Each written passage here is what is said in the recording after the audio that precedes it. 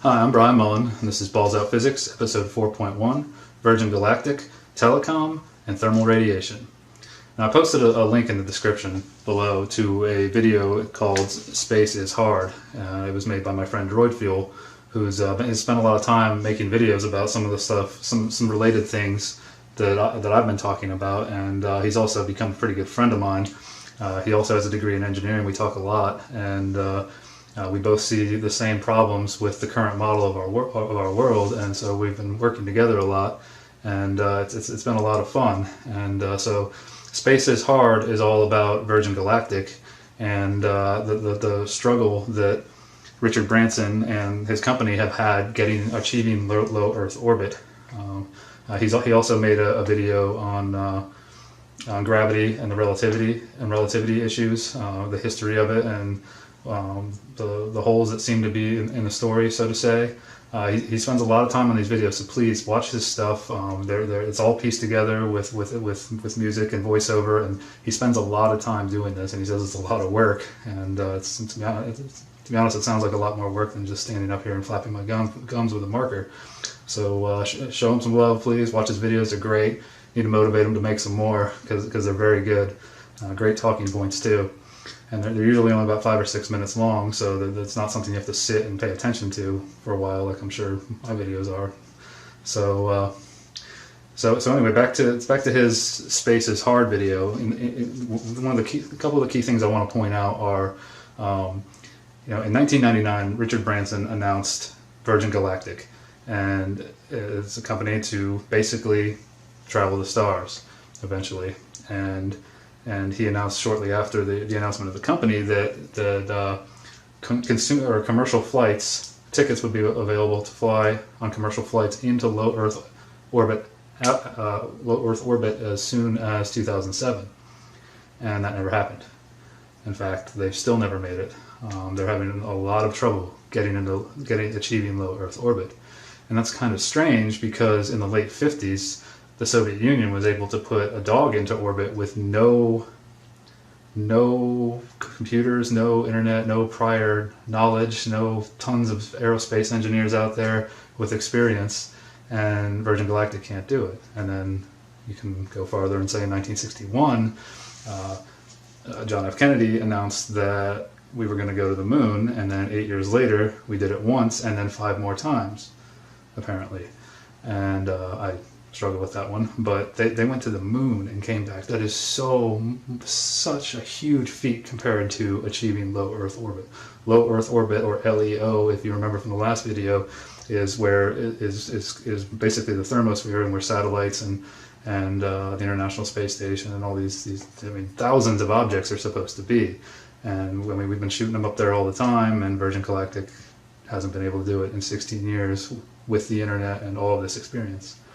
Now you could say it's because they're using planes instead of using the ground launch pads, because SpaceX has been able to do it, but SpaceX has only worked with NASA so far, and hasn't offered to bring any of us civilians up into space, which really is unfortunate because we really want to go. There's tons of people on this earth that want to go. Virgin Galactic's already sold a lot of tickets to some very wealthy people, and they still haven't been able to get any of them into space. So I'm struggling with this one as well.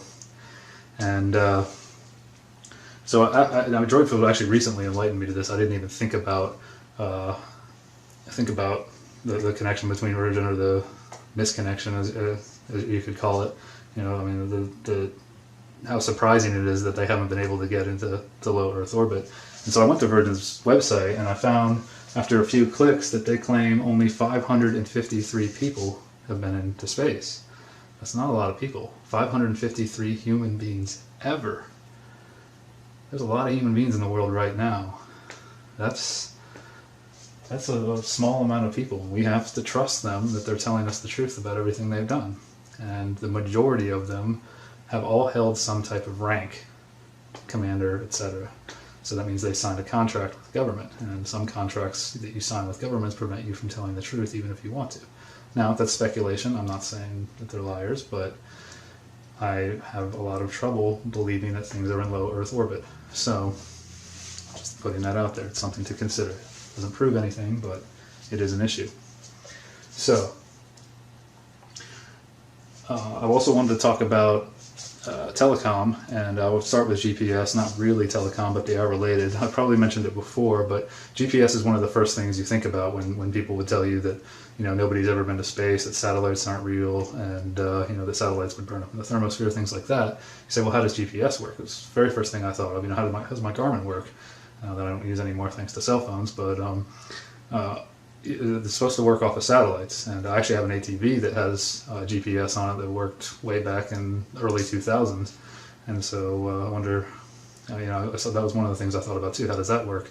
And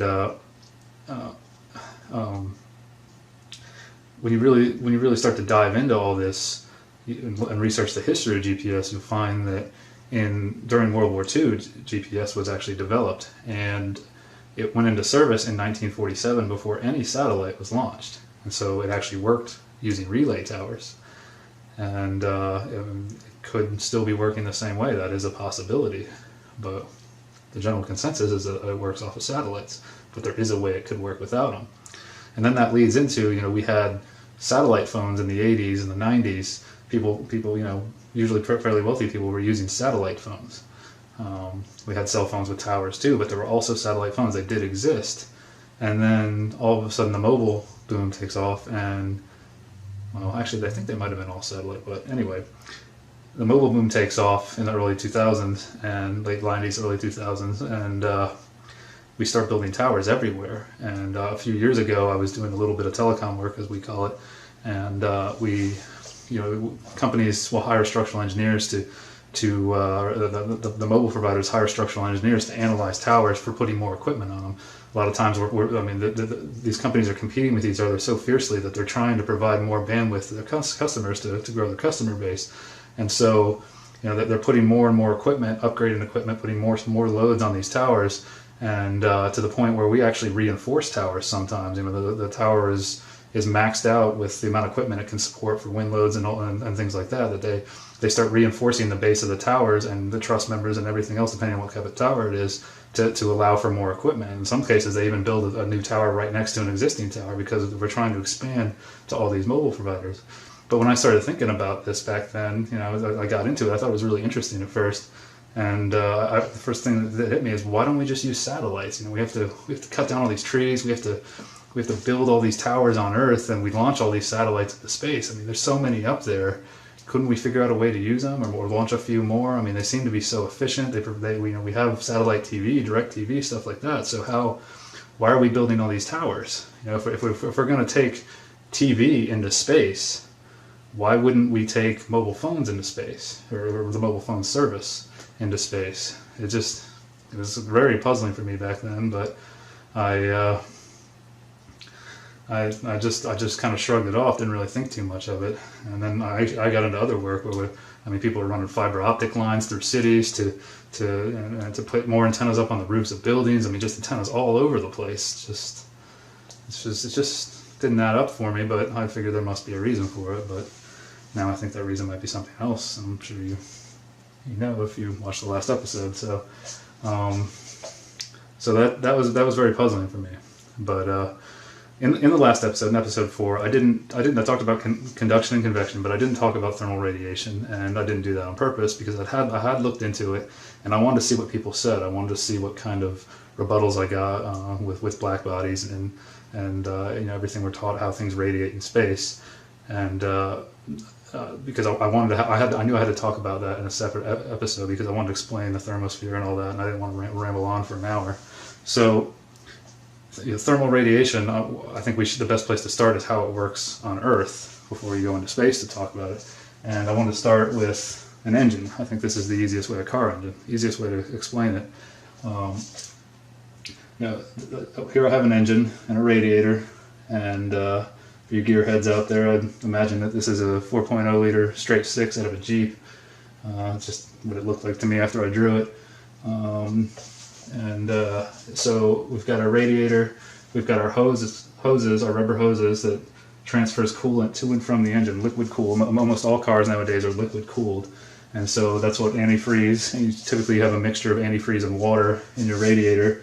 You just call it coolant that that if you fill your radiator and actually the fluid flows into the engine, and there's water jackets in the engine to allow the fluid to pass all through the engine and absorb heat through conduction, convection, whatever you want to call it, into, absorb the heat from the engine and then send it back into the radiator, where air, if you're driving, if you're moving, air is blowing through the front of the radiator, and the coolant's trickling down through little channels in the radiator, and the cooler air is passing through little slats. I'm going to draw like a front. If you look at it, if you're going to cut a section here, say this is a section looking at it, at the front of it, you would say section AA looks something like this. There's a bunch of little slits. Probably, if you've seen the front of a radiator, it's a lot better to look up a picture than what I'm drawing here. There's some little framing in here to hold all these slits together. The air passes through there, and the waters, or the coolant, excuse me, is draining down through the radiator, and the heat in the coolant is radiating out into the air. But you maybe call this convection, but it is a radiator, and then the heat is being transferred into the cooler air. So then you now have hotter air flowing through into the engine bay. However, since the coolant is, since the engine is water cooled and there's so much cool water in the engine, it keeps the engine cool and keeping it from overheating. Now I forgot to mention there's a fan here, and usually on an engine that's orientated like this, which would be rear wheel drive, you've got a water pump that the engine belts turn, which I didn't draw, but that pumps the water through the engine into the radiator and back continuously. And the fan is usually mounted on the front of the water pump, and the fan is there so when you stop moving, you don't have air flowing through the radiator. There's a clutch in the fan, housing that has how the fan kicks on, or that grabs, and the fan starts spinning and it starts pulling air through the radiator to keep the engine cool while you're idling or sitting at a stoplight. That's basically how a radiator works. Okay? But I mean, even with the cooling going on, the engine still radiates what we call through infrared waves. This is what my FLIR camera measures. It still radiates heat away from it through the air, but not efficient enough so it'll overheat if it doesn't have a liquid cooled system. Now there are some air-cooled engines that have just fans, but the engine does radiate some heat to its surrounding environment. Okay, so when you think about that, if you have a problem with your liquid cooling system and you say it's not working as well as it usually does, and it doesn't work so well that your engine might overheat, in what situation do you think it would overheat? Would it be more likely to overheat? Driving in the middle of the August summer heat, if you're north of the equator, or driving in the middle of January in the winter? Common sense tells you, obviously, it's going to be more likely to overheat in August, right? Because there's hotter, warmer air around it. And in January, there's colder, denser, more air, and it's cold around the engine. And if you remember from episode 4, hot goes to cold, so the heat and the greater the difference in temperatures, the faster it moves. So the more cold air there is for the heat to escape to. But you do have one more thing I want to mention is you have an engine compartment around the whole thing. So say there's here's your engine compartment. Goes back to the car, and there's a firewall here. Something like that, and the engine compartment gets hot very quick. It fills up with that radiating heat. So I should have drawn it like this. It radiates out, and then the inside of the engine compartment gets pretty hot, and then everything starts to balance out. And so the liquid going through the engine is actually cooler and keeping the engine cold, and fresh air is coming in from outside the compartment to keep the engine cold. So if you have an old beater truck like me with a dated cooling system that you're too lazy to fix, sometimes you got to drive a couple hours on the highway in the summertime. What you can do is turn your fresh air intake on, open all your windows, and open up the heater vent. Turn the heater on, because the way the heater works is by blowing air, or blowing cabin air or fresh air across your coolant through a steel line or something, and that allows heat to come into the cabin. So when in the wintertime, this is how heating in cars works. So if you're ever overheating and you're on the highway and you don't want your engine to blow up, turn fresh air, turn the heater on. It works really, really well. So, I mean, if you got all the windows open in your car too, it's the same thing as the engine compartment. It lets heat escape to the cooler air outside. I mean, it's still hot outside because it's summertime, but it's definitely a lot hotter in this engine compartment. So that's a way that you can save your car, your old truck. So that's to give you an idea of how it works on Earth. It does move through infrared radiation, but it's moving through air. The wave. If you imagine like waves in a pool, I still kind of visualize it as moving through the air in that wave, in that electromagnetic wave frequency. If you look at the frequency chart, so this is how radiation works on Earth. Now I'm going to cut and I'm going to draw a new sketch to try to visualize how this would work in space, or how I visualize this working in space, and you can form your own opinion on that. So I'll cut and be right back. Alright, so here's the new sketch. In the center here I have Earth that I sketched up based on the Apollo 17 photograph, which is probably the most famous real picture of Earth.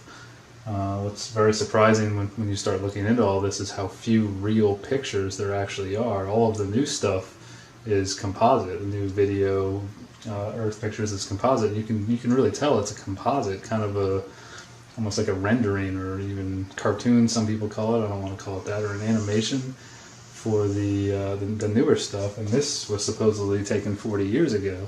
And I've also watched people who are very good with Photoshop play with layers and break this down and show that it kind of looks like this was faked.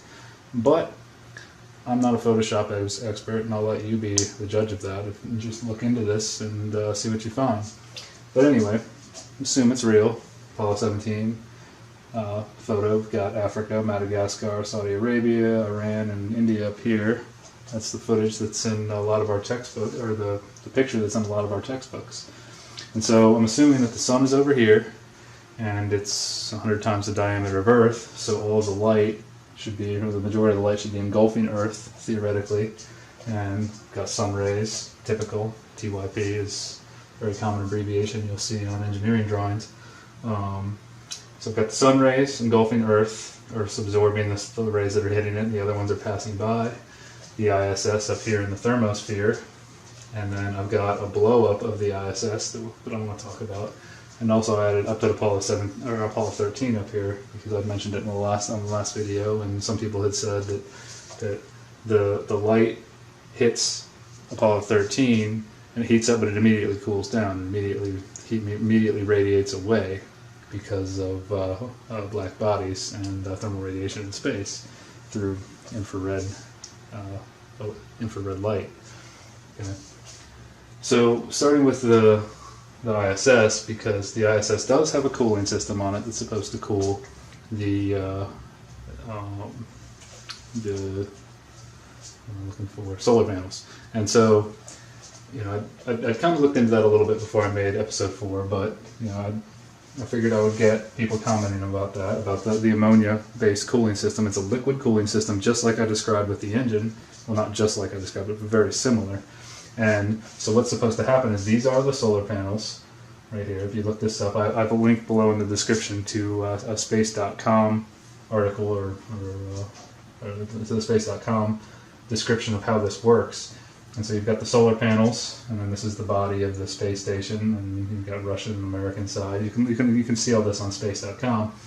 And there's supposed to be liquid ammonia flowing through the solar panels and through piping and everything that comes to these little red squiggly lines here that I've got representing the radiators. Now each one of these, there's 3 at each one of these locations, so there should be 6 radiators total. And so just like with the engine, the car engine, heat is absorbed by the solar panels to keep them cool. You know, heat escapes from the solar panels to keep them from getting too hot, and then the heat flows into the cooler ammonia, and then the ammonia flows to these radiators, and then heat radiates out into space, or the thermosphere where the ISS is. Okay, but in this case it's not the same, because the air particles are so far apart from the radiators that the heat isn't transferred directly into matter. In fact, the heat just becomes electromagnetic radiation or infrared light. That's very different. And what's confusing to me is when and why does heat suddenly jump from matter to nothingness? You know, we're told, and it's accepted, that light can travel through a vacuum. And we can build a glass vacuum tube or a box or something on Earth and apparently shine a light through it, artificial light that we create, and we can see the light passing through it. In my opinion, that's not the same thing. Outer space is not supposed to have a container, and I think the container does affect the experiment. And if you've ever studied the double slit experiment and what happens in that experiment, how do we know that we're not seeing light pass through a glass vacuum tube? Because we expect to see light being covering all the electromagnetic spectrum, but we can see the visible light passing through it.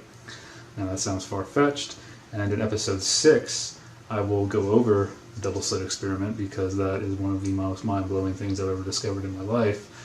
And it'll help me explain why I think this could be different and possibly a trick, not necessarily people trying to trick us, maybe the world actually tricking us, and I'll get into that, so I can't explain it yet. So let's just assume it works. Let's just assume that heat contained in matter, in that ammonia, in the radiators, can just become infrared light and radiate out into space. And since space is so much colder, or the black bodies in space, because this is the theory, that there are black bodies in space that absorb all of this heat, or this electromagnetic radiation, it escapes from the station and it doesn't get hot. Okay? And my first question when I started thinking about this is, what about satellites? Do all of the satellites have these ammonia-based cooling systems too? Because they have solar panels as well. They're going to need to cool those solar panels. So maybe they do. But that's a lot of ammonia-based cooling systems. And have we been using those since we started launching satellites? I don't know. So that's the question there. And then Apollo 13, the argument against why it doesn't get hot is because the light hits it and then it immediately radiates away through. It immediately becomes infrared radiation. And the body of the space station is supposed to reflect that supposed to reflect electromagnetic light so it doesn't get hot, and the same with astronaut spacesuits, etc. That's a tough one for me, but assume it works. Okay? So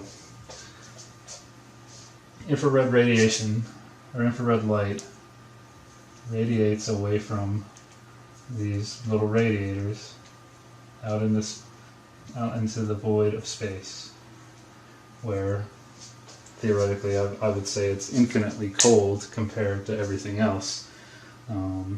It's theorized that out in space there might be locations where absolute zero is attained. If you've never heard of this, absolute zero is the theorized temperature at which atoms stop moving. Things freeze completely. The electrons, protons, whatever, the stuff that makes up the atom stops moving. And that is roughly negative 273 degrees Celsius, or 0 Kelvin. We actually have a temperature scale based on this, and that's what Kelvin is. And if you want to convert Kelvin to Celsius, all you have to do is subtract 273 degrees from whatever temperature you have in Kelvin, and that'll be your temperature in Celsius. So just some food for thought there on the idea of absolute zero, which we've never been able to attain on Earth through experimentation, but that makes sense because heat's always going to find its way to what we're working on somehow. But we have achieved some very, very cool temperatures, which is very interesting. So, all right, heat escapes these objects through infrared light. So it's not, the heat just becomes infrared light. That's the way I interpret it. And so here in the thermosphere, where we've got these hot temperatures, I crossed out sphere because I'm not sure what the Earth is, so I'm going to try to refer to these as the thermo layer. because layer works on a sphere or flat or concave, whatever. So then the thermal layer, even though the temperatures are this high, the particles are too far apart, so they don't transfer heat to the station, but they also don't transfer heat away from the station. So they're kind of doing nothing. And infrared light is doing it all. Right? And so somebody actually posted this on my last video. I looked through some PowerPoints, but I hadn't seen this one, and this one I like. It looks like it came from European Space Agency and a college course. But I've got a link posted this below, so you can go through the slide if you want to. And it's it's 66 slides, but I wanted to focus on radiation here. They go over the means of heat transfer, and then they state that radiation is how it's done in space. So we have the characteristics of radiation: propagation of electromagnetic energy in a straight line between surfaces separated by absorbing, scattering media, which they have crossed out because that's what happens on Earth with the engine example. That's what the air is around the engine. That's what it's considered, absorbing, scattering media. It absorbs the heat and scatters it out to colder areas of the air for heat to radiate away from the engine, or air traveling through the radiator, etc. But then they say it happens or in a vacuum. So in a vacuum, it also works, which is, it's two very different situations in my opinion, but it works in a vacuum. Okay. Hence, without matter displacement. So on Earth, we do have matter displacement with thermal radiation, but in space, we don't. It's totally different, which is somewhat confusing. Okay, and it's reflected, absorbed, or transmitted on surrounding bodies. And so in space, what they do is they assume this idea of a black body is either real or a fictitious surface. So, and my guess is it's generally fictitious because they don't have an actual body they can use for analysis, but it's real or fictitious, and it absorbs all incident radiant energy from every direction at every wavelength. Okay? And so radiated energy depends only on temperature. See that? So that's how it's supposed to work in space. Now, the thing is, we can't test this. The majority of us human beings here on Earth, only 553 people have been able to witness this in action, allegedly. So we have to take their word for it. We can test the car engine, as everyone knows car engines get warm, and you can see coolant flowing through a radiator if you open the cap on a radiator. Now, only do this if the engine is cool or running at operating temperature and not overheating. Never ever open the cap on a radiator if the car is overheating. You may be tempted to do that to cool it down, but you will get burned. And I was stupid and did it once, and I'm very lucky that I didn't get very badly burned from it. I was very young and naive. But don't ever, just if the engine's warm, just don't open the cap. But you can see coolant flow through a radiator, and you can feel heat from an engine. And if you open the hood of an engine compartment, you can feel the heat rush out into the cooler air that's around you. And you can also test cooling an overheating engine with a heater by turning the heater on if you want to. These things work. We know they work, so we can test this on Earth. We can't test this. We can't test electromagnetic radiation, light, hitting objects in space and then immediately radiating off so they don't melt. Okay? We have to take people's word for it. And it's hard to wrap your head around because it seems to be opposite of what happens on Earth. And it seems like as I explained in the engine example, on a colder day, an engine would be less likely to overheat. But the temperature in the thermosphere is 1,500, 2,000 degrees Celsius. So that's what's strange here is the IR light, infrared light, is unaffected by the temperature of the thermosphere. It doesn't matter.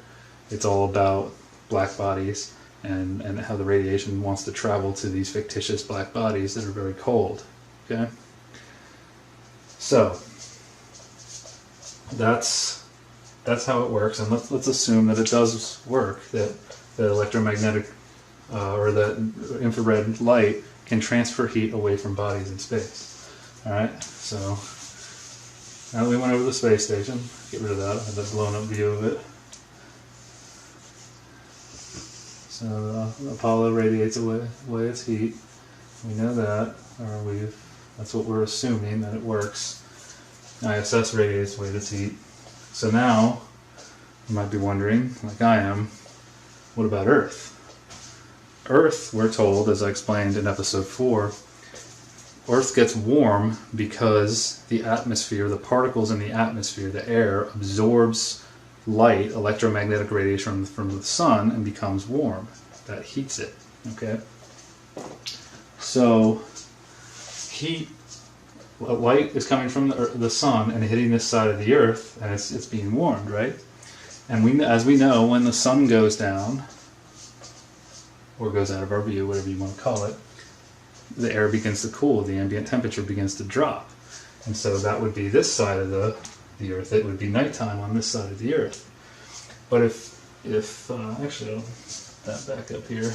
If all this heat right now is radiating away from this Apollo 13 or any other spacecraft or satellite that's in space, then why doesn't it happen to Earth? Once this side of Earth is no longer in the sunlight, shouldn't all of the heat immediately radiate away, just like it does for objects in space? Remember, when we look at the layers of the air, start down here in the troposphere, this is where it's cooling off, where we experience the temperature drop at nighttime. When you go into the stratosphere, the temperature does go up a little bit, but it doesn't get higher than it does in the troposphere, and then in the mesosphere it gets colder. So thermal radiation, from the engine example, you would expect heat to move up into the mesosphere, but then it gets really hot in the thermosphere, so you would expect it to move into these colder layers here and not go into the thermosphere, unless you accept that, or you take the assumption that the thermosphere doesn't affect thermal radiation. Now there's a gray area there, because through these layers it's moving through air, and the wave, the electromagnetic wave, is moving through air, and so air is kind of part of the wave. It's scattered. It's scattering meteor. There's matter displacement, as shown in that PowerPoint slide.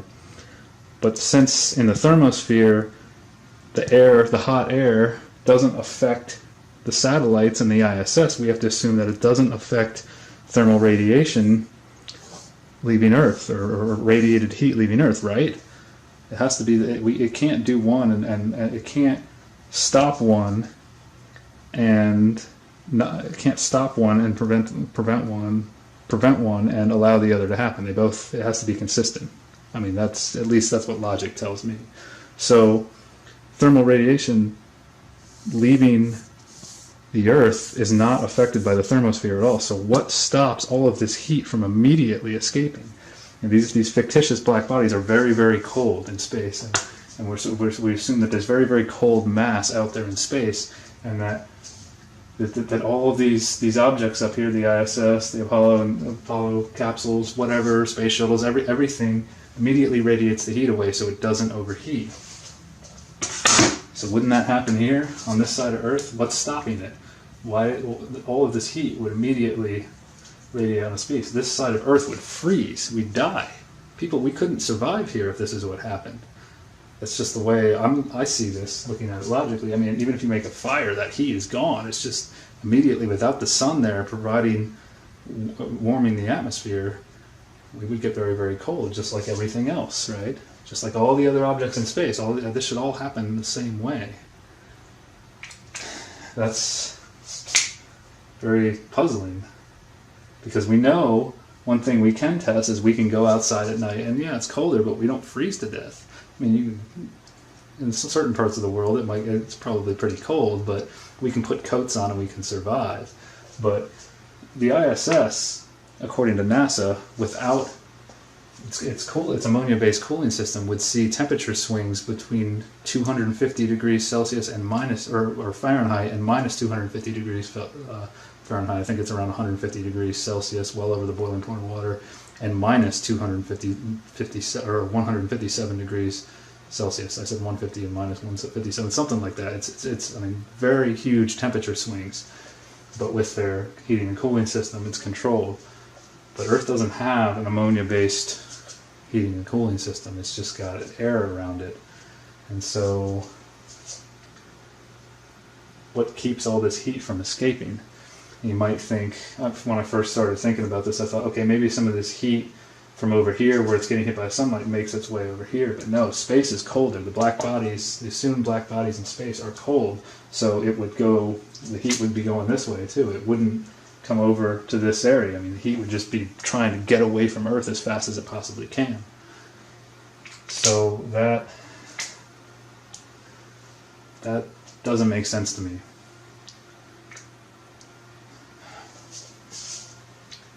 So what are we left to assume here? We know it does cool down at night, but not as rapidly as the rest of these alleged objects in space, these alleged satellites. Where's the heat going? That's the question. Well, if you've been following around with my other videos that I made in between episode 4 and this one, then we, the truth-seeking community, this amazing community of people asking questions and working together to try to find the truth for no other reason than to find the truth. Sorry, I'm very excited about that. It's so awesome. But we may have come to a conclusion of where it's going, and I'll talk about that in episode 4.2.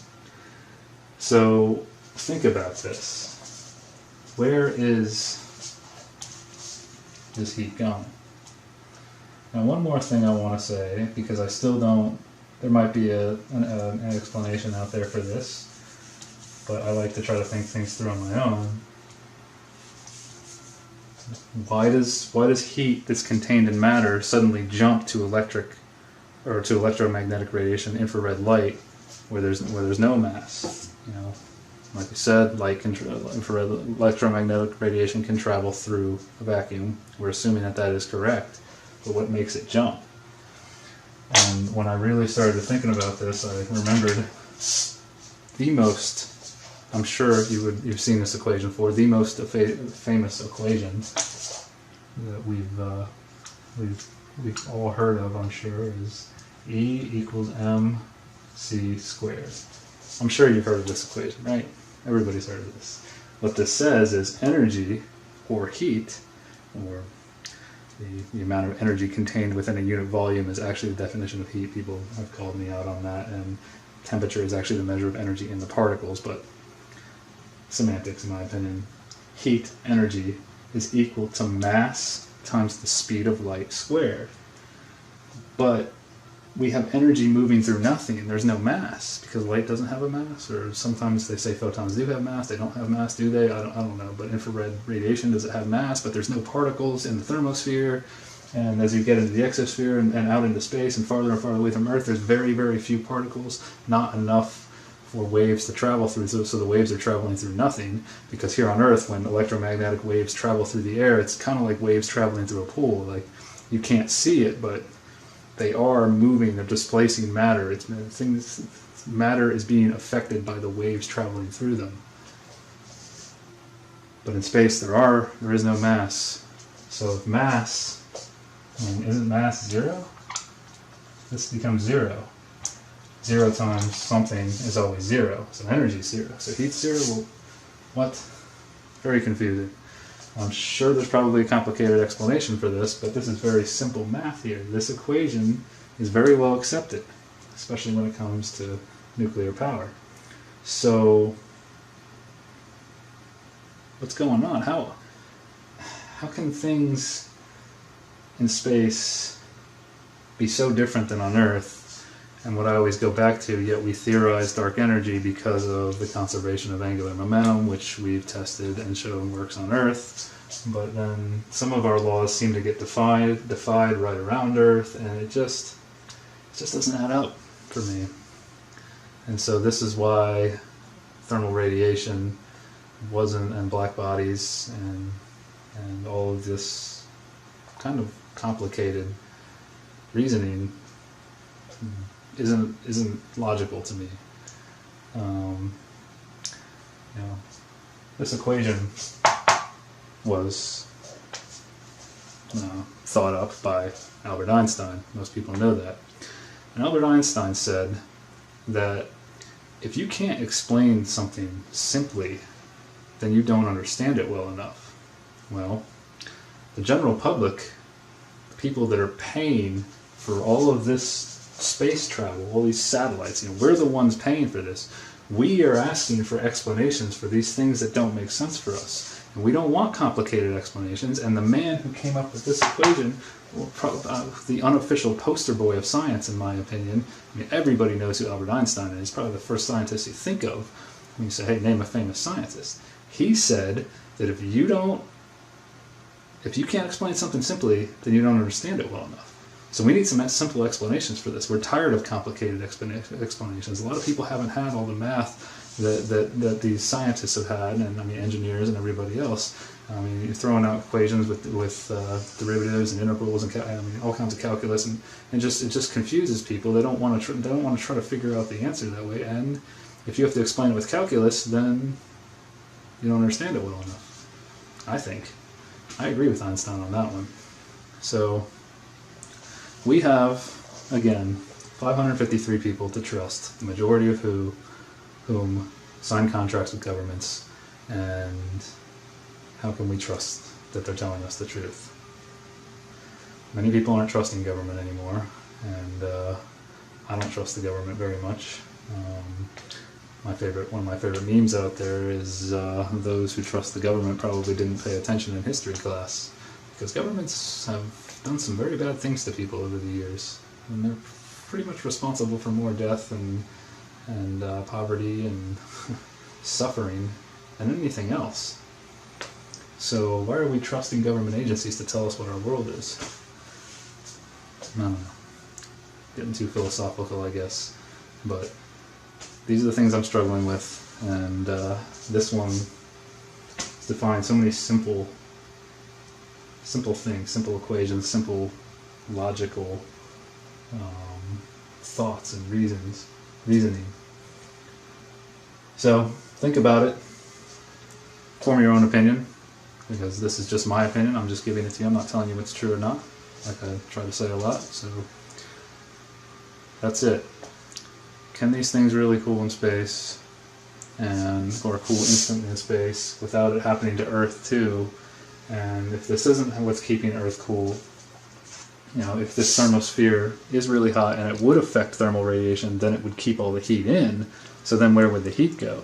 The heat wouldn't be able to escape, and then these layers would get really hot. Just thinking about this, if the sun is constantly heating the Earth, the heat wouldn't be able to escape. So we would all catch fire, and the whole Earth would burn up. The heat's got to go somewhere, and that's what we'll talk about in episode 4.2. So until next time. Keep thinking, keep asking questions. Let's find the truth. Peace.